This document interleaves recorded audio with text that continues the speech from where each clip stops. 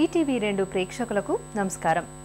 తల్లిపాలు నేనొల్లనంటే తల్లడిల్లును కన్న తల్లి అన్య భాషను స్మరిస్తూ ధన్య భాషని విస్మరిస్తే చిన్నబోవును స్తన్యమిచ్చిన తెలుగు తల్లి.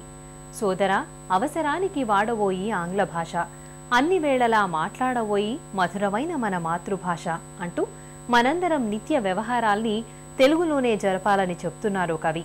అలాంటి తెలుగు పలుకులు నిండిన పలు ప్రత్యేక అంశాలతో మిమ్మల్ని అలరిస్తోంది నేటి తెలుగు వెలుగు.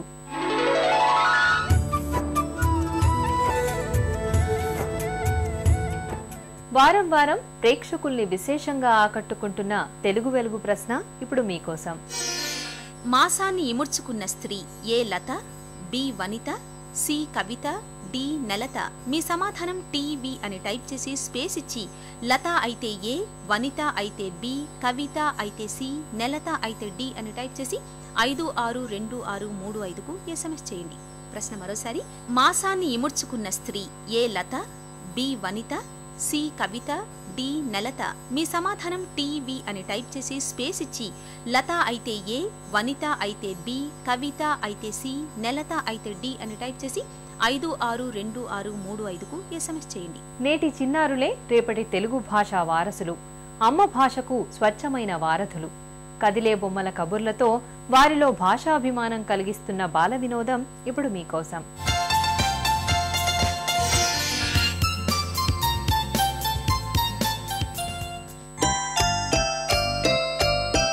ఆదివారం నాడు అరటి మొలచింది, సోమవారం నాడు సుడివేసి పెరిగింది, మంగళవారం నాడు మారాకు తొడిగింది, బుధవారం నాడు బుడ్డి గెలవేసింది, గురువారం నాడు గుబులో దాగింది, శుక్రవారం నాడు చకచకా గెలకోసి, శనివారం నాడు అందరికీ పంచితిమి అరటి అత్తములు. అబ్బాయి అమ్మాయి అరటి పండ్లివిగో. చైత్రం వస్తే ఉగాది పండుగ, వైశాఖమంటే ఎండలు దండిగా, జ్యేష్ఠమంటే ఇంకా వేడి, ఆషాఢంలో మబ్బుల దాడి, శ్రావణమే కురిసింది వర్షం, భాద్రపదంలో గొడుగులు భద్రం, ఆశ్వయుజంలో దసరా పండుగ, కార్తీక రాత్రికి వెన్నెల పరదా, మార్గశిరం పుష్యం గడిచిపోతే మాఘంలో అక్కల పెళ్ళి, పాల్గొనం దాటిపోతే చైత్రం వస్తుంది మళ్ళీ. ప్రజల భాషకు సాహిత్య గౌరవం కల్పించిన వాగ్గేయకారుడు అన్నమయ్య. ఆయన సంకీర్తనల్లోని భాషా సౌందర్యాన్ని ఇప్పుడు ఆస్వాదిద్దాం.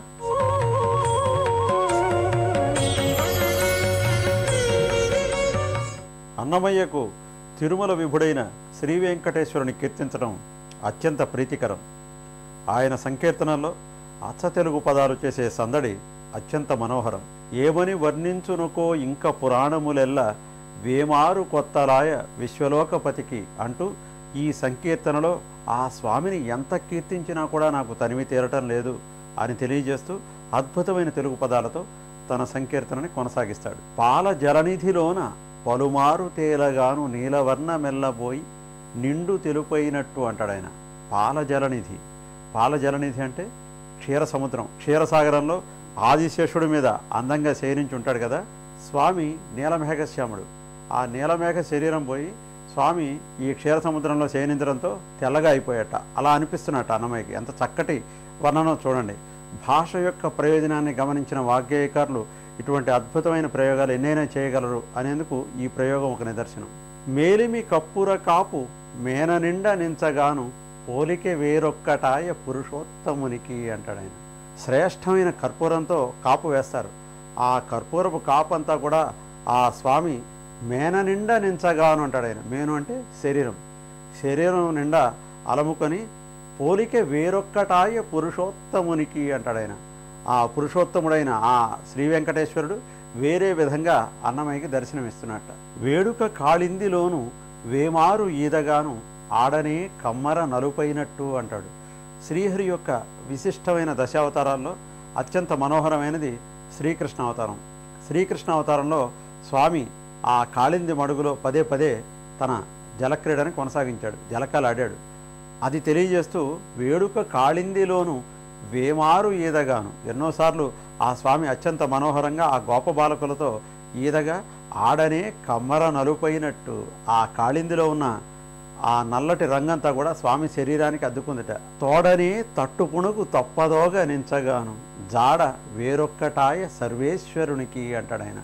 తట్టు పుణుగు, పుణుగు కాపు అనేది స్వామికి దేవాలయంలో జరిగే విశిష్టమైన సేవల్లో ఒకటి. అది తెలియజేయడానికి తట్టు పుణుగు కాపు గురించి ఆయన చెప్తున్నాడు. తట్టు పుణుగు తొప్పదోగా నించగాను అన్నాడు. తొప్పదోగు అన్న పదం తెలుగులో ఉత్సాహాన్ని, ఆనందాన్ని, ఆవేశాన్ని, ఆహ్లాదాన్ని కూడా తెలియజేసే చక్కటి పదప్రయోగం. అలమేలు మంగను ఒరమందునే నిలుపగాను అలరి బంగారు వర్ణమైనట్లు అంటాడు ఆయన. ఆ అలమేలు మంగమ్మ ఎంతో మనోహరంగా స్వామివారి హృదయం మీద నిలవై ఉంటుంది. ఆ విషయాన్ని తెలియజేస్తూ అలమేలు మంగ ఆ హృదయం మీద నిలవగానే స్వామి అత్యంత మనోహరంగా బంగారు వర్ణంలోకి మారిపోయేట. అమ్మవారి యొక్క వర్ణం అంతా కూడా స్వామికి వ్యాపించింది అన్న విషయం అన్నమయ్యకి కనిపించినది మనకి ఆయన ప్రకటిస్తున్నాడు. నలుగడ సొమ్ములతో నానా వర్ణములు నిలిచే శ్రీ వెంకట నిలయమూర్తికి అంటాడు ఆయన. నలుగడ సొమ్ములు అంటే నలుదిక్కులో కూడా ఆ స్వామికి సొమ్ములు నించున్నాయిట.